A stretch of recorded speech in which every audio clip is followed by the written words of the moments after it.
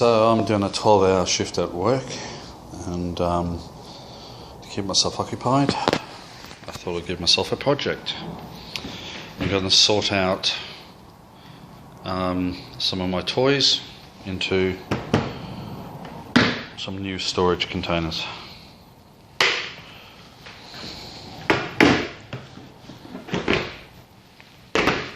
And I'm going to have a go at filming it all on my phone, uploading it to YouTube and editing it on YouTube. So let's see how well I do. Alright, see you in the next bit. Okay, I've gone through the bag. I've found my welding rods and a big chunk of nice steel. Actually, I think there's two pieces in there. I think this is either O1 or D2, I can't remember. Found, where is it? Where did I, oh there it is. Found a small bag which I used to use just to carry basic equipment in, so like an EDC hiking bag. Has a head torch. Thing is, that's not mine. I don't know who it belongs to, but it's not mine.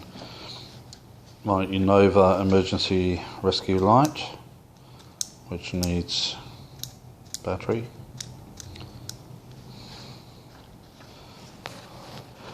And a ferrocerium rod, which came from the inside of a one-handed striker, which broke.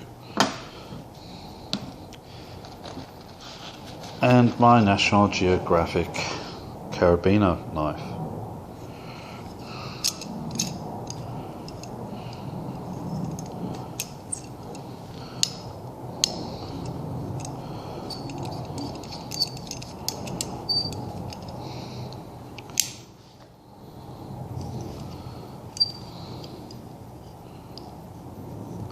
Designed for people doing climbing, so they can cut rope, preferably not their own while they're climbing.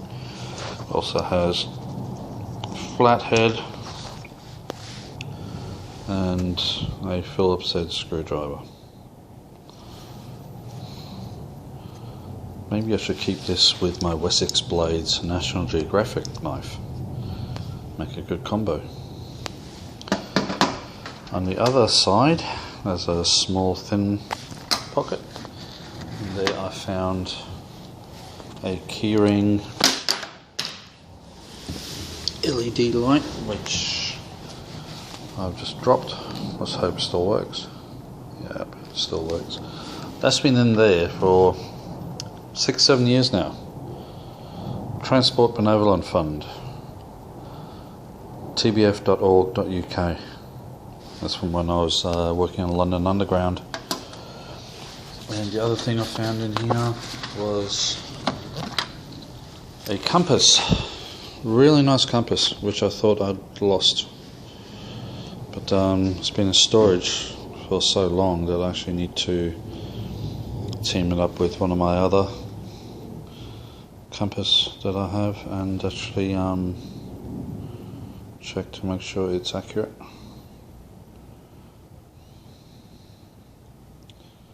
At the moment it seems to be a little off.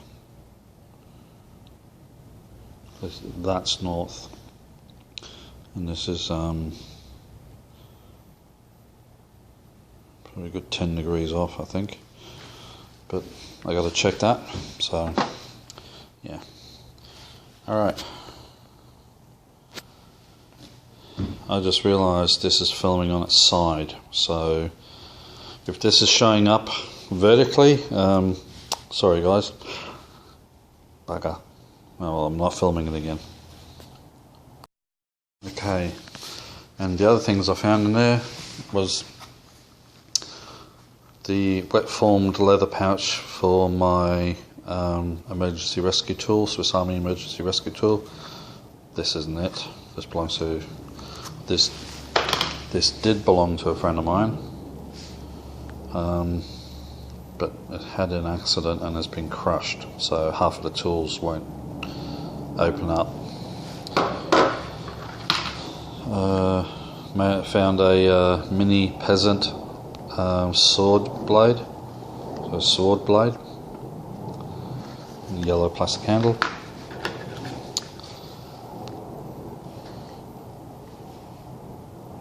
Can you figure out what blade should fit into that? I think my friend Scott from Wessex Blades would know exactly what goes into there. I wish I had a knife to go with it, but hey. This I'm about to throw out because it's Bark River knife and tool. The quality of the leather is good, it's just the quality of the manufacturer is not the best.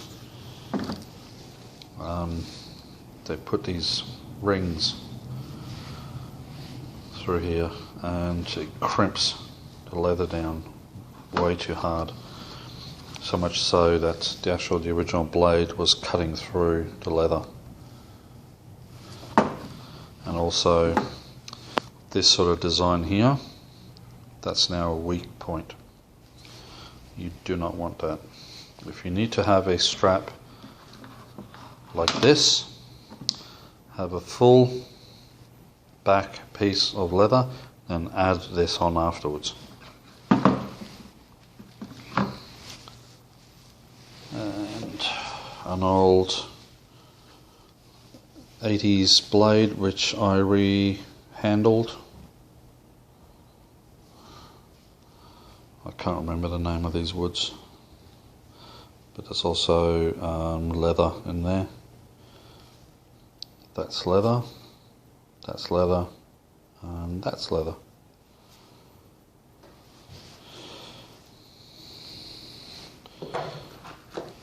And another knife of mine which is many years old.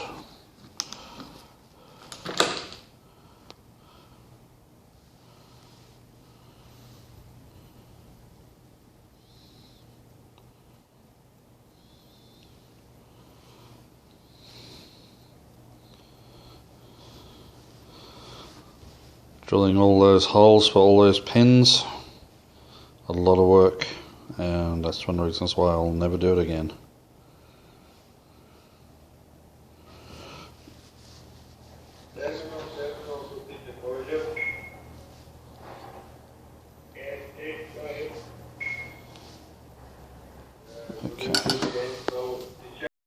Okay, now let's sort this out.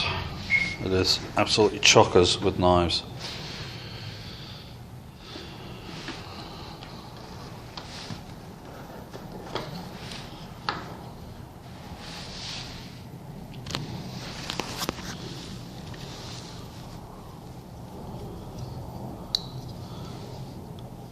It's from Tim Troyer of Sugar Creek Forge.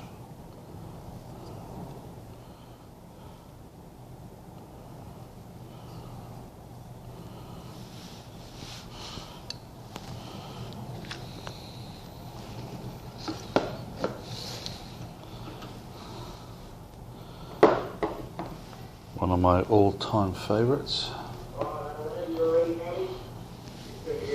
The Scandinavian barrel knife.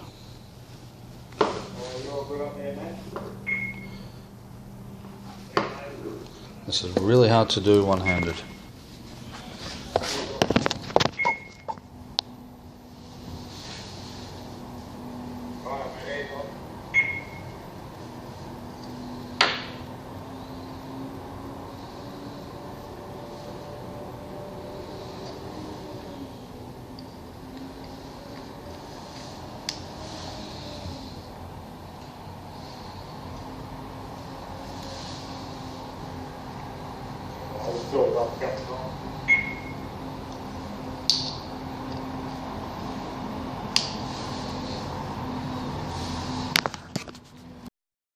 It's really hard filming one hand while trying to unload all of this, so what I'll do is I'll empty all that out onto the table, then just go through them when I've done that.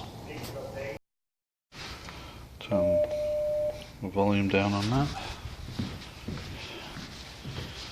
Okay, here are some of the fixed blades. Yeah, just seen those two.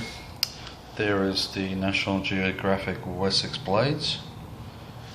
There is a Jacklaw 171.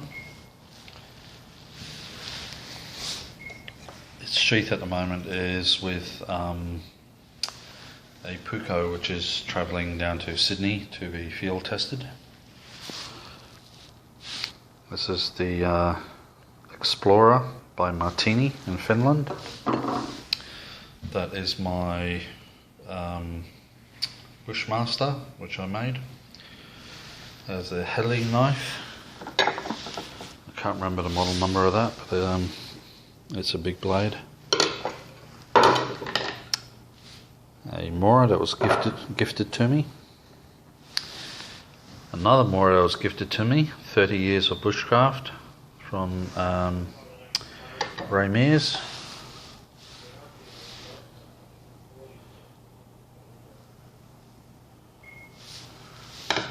Another Ray Mears Mora.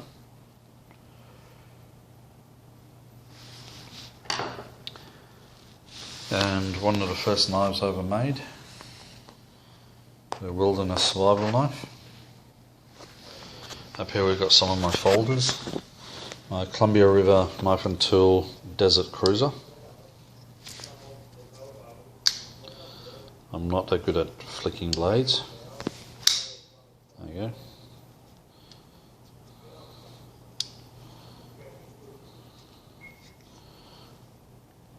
This has been tested in the field. I think it was Gulf War II. This was used by a lot of troops. My Henry Brothers number 4. Good old classic Buck 110. A very limited edition prototype, first production run prototype of a Gerber.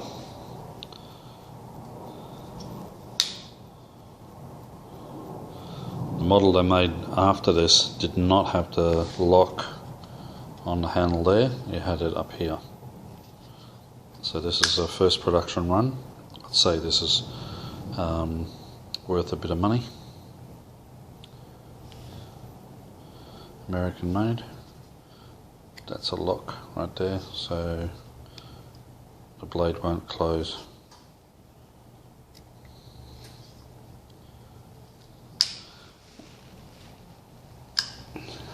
And it's Big Brother.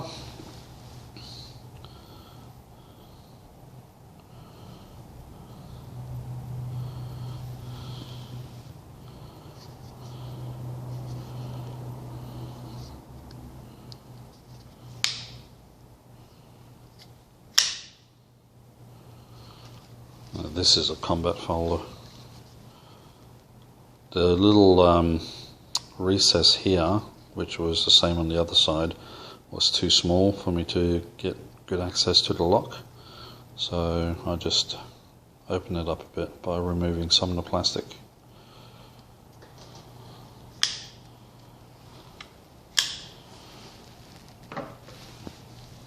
So that's it for now. I've yet to get into those ones. The stuff is out, a mixture of large and small. Almost forgot one. Actually, two. Alright, yeah, one of my 2 Malaysian Parangs. This is the one that I actually got around to rehandling.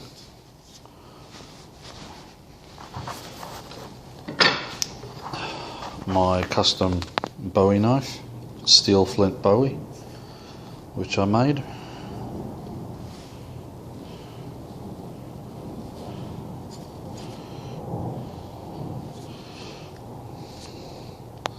It's quite a decent size. Nice and lightweight though, easy to use. A knife that was washed away from its owner during the Brisbane floods. and it was found sometime later covered in rust by my friend Paul Aristan, who's a French knife maker who lives here in Brisbane. The smallest Victorian ox that I've got, a little keyring version. It's got a blade, a nail file, pair of scissors, tweezers and toothpick. One of my favourite small folders, Columbia River Knife and Tool Drifter. Got this for free. Columbia River Knife and Tool sent it to me for free.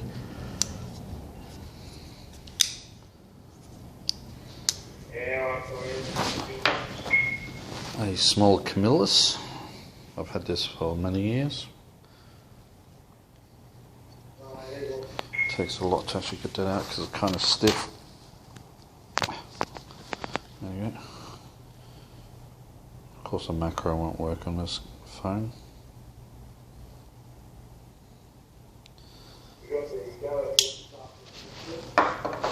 That's the little sheath I made for it. A Franklin Mint knife, one of many collectibles that Franklin Mint put out. Probably not worth anything at all, but I like it.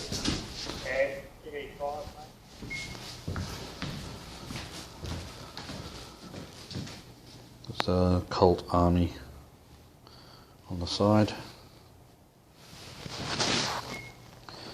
And the other one, which is also Franklin Mint. Just plastic scales with imitation brass. But the print on the other side is quite nice.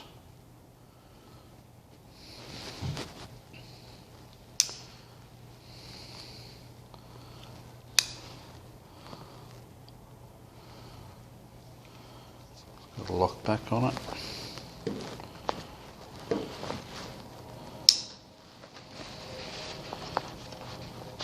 And the blade on the other one is slightly different, and hang on a second.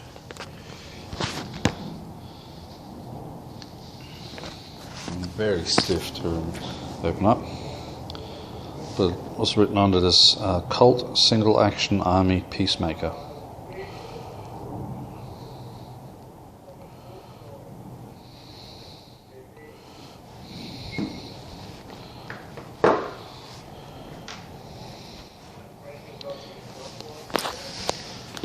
This is just a test blade that I made. It's the first ever steel flint blade that I made. It was a prototype test, genuine deer antler, and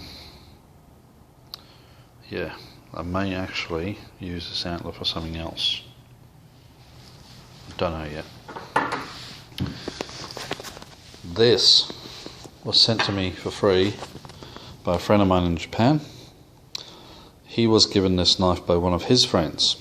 Now, one of his friends tried to sharpen it and apparently messed up the blade edge and gave it to my friend Yukio, and he had it sitting in a drawer for quite a while and knew that it needed to go to somebody who appreciates knives, so he sent it to me for free.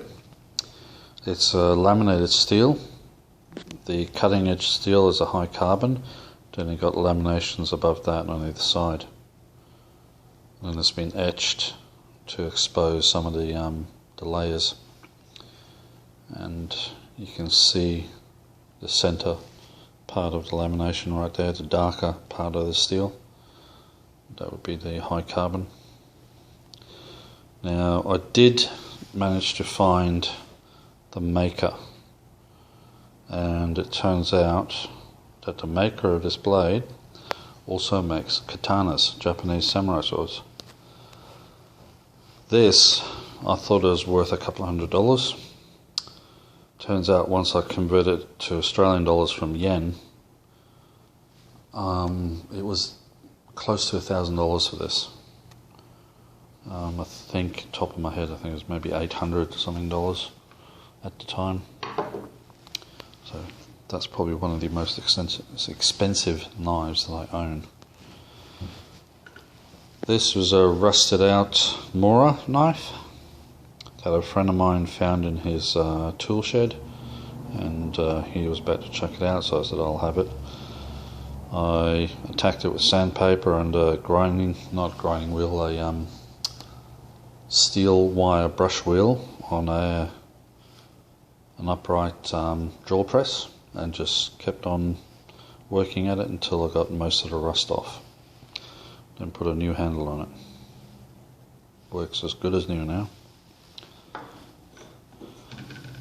This was the second steel flint knife that I ever made. Sort of a Scandinavian handle design to that, because it's curly birch.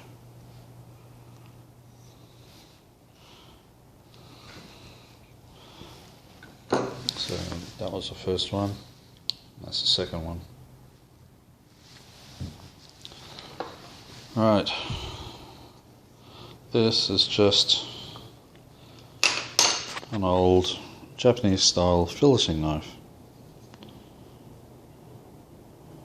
Got this of another friend of mine a few years ago because he didn't really want it, he didn't think much of it, but I liked it. This is the Pocket Bushman.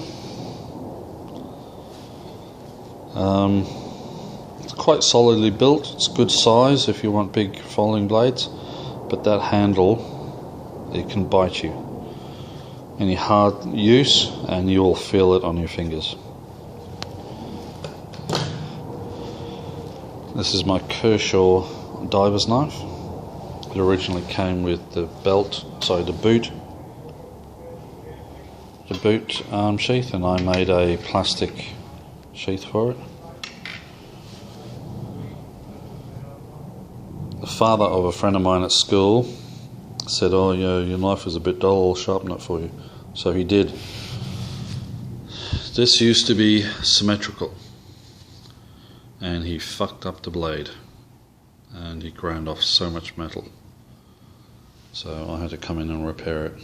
So I blunted that so that you got serrations on one side, and then put a brand new edge on the straight. So now it's more of a sort of drop point. It used to be a spear point, but now it's a drop point. I still hate him for it. This was one of the first Kylie Harris knives that I got my hands on. The blade's made by Sword, and Kylie had them make blades with full tangs, so you can see a full tang right there, and he put handles on it. So I got one of his full tang versions naked and put my own scales on there. This deer antler came from the same set as that.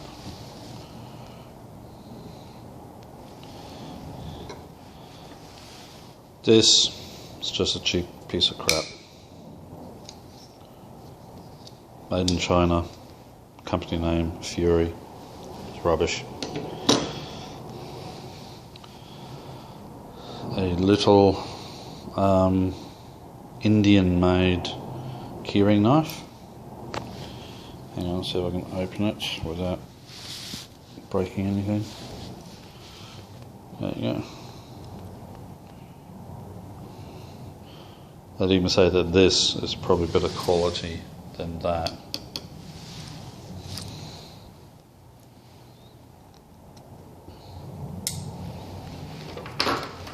And a little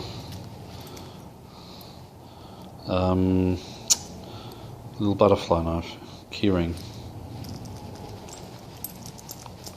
Look, I'm so good at this. Piece of rubbish. My smallest full tang knife. I'm proud of this. Get in there.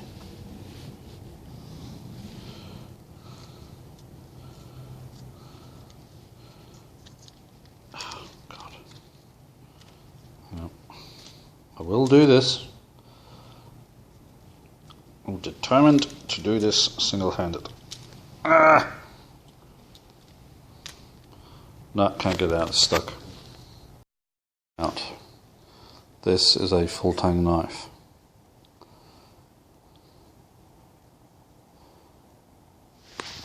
And that's this little keyring sheath.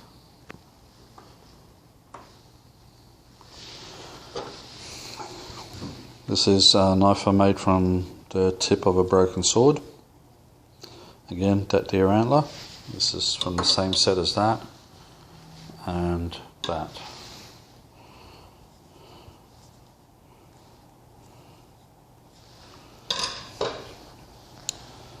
A bucko demolition knife, I believe they call it, because it's used for when you demolish houses and for general construction. Now, in a plastic bag, I found these.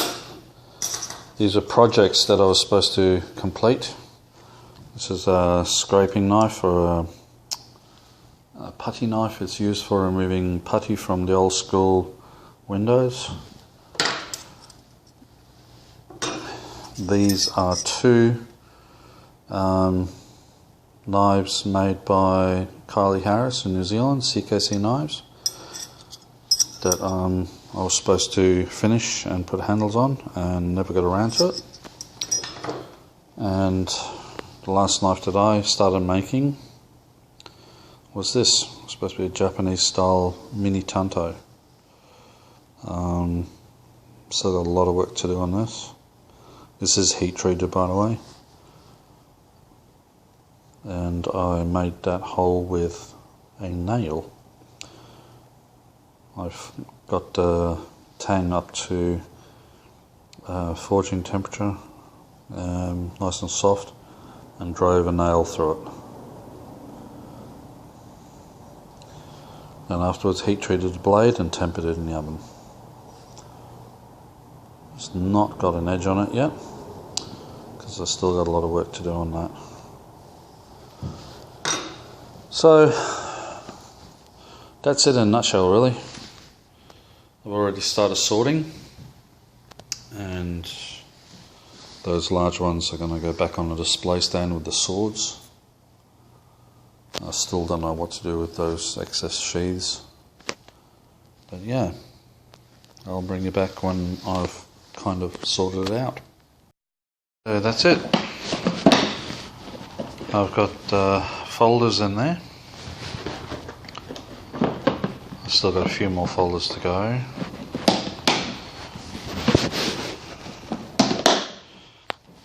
I've got it's a knife sharpener. I've got the special folders in here, and the Japanese knife in there with them. Actually, I forgot that. I forgot to show you this one. It's CKC knives.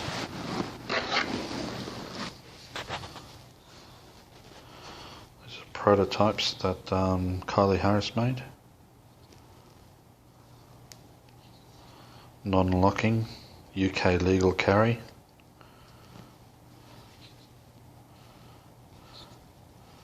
This one's quite chunky, as you can see. The other one, which is one that I really like, also UK legal carry, non-locking, but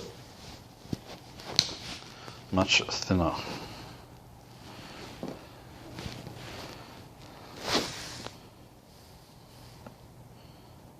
Look at the difference.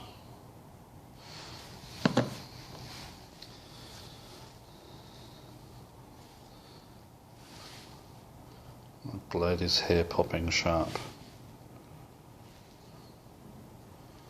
And again, non-locking, but this one does have an inbuilt spring.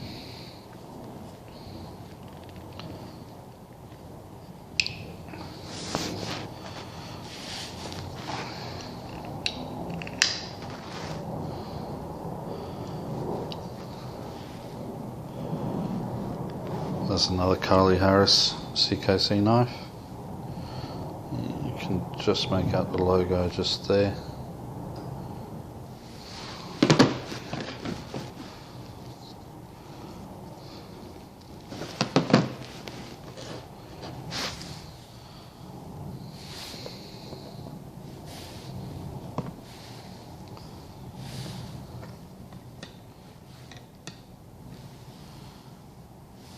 So yeah.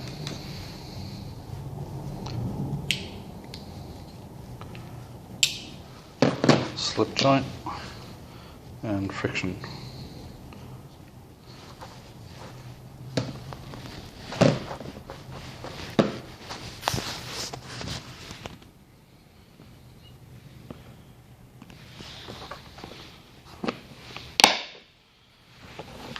So that goes in with the fixed blades because it's wide enough, and next to it I've got the one from Tim Troyer, and the Japanese knife goes in there, and I'll just put the knife sharpener in there as well.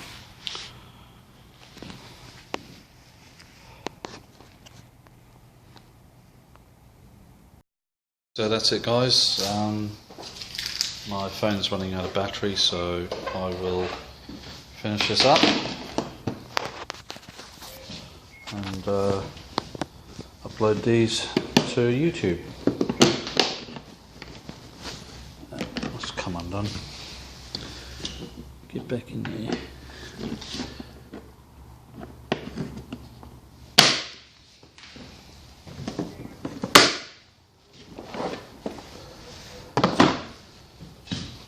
Nice. Alright, see you guys. I've sorted about 75% of my knives into these two boxes. Folders. There's only about half there of what I actually have.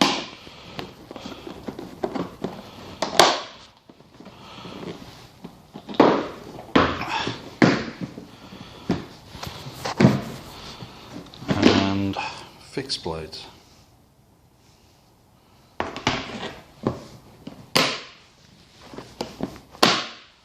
As I go through my other boxes, as I downsize, any more knives that I find will be processed and put in there.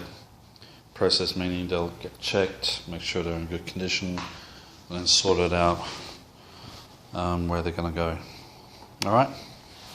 Video of me sorting through all of these is coming up on YouTube in the next couple of days.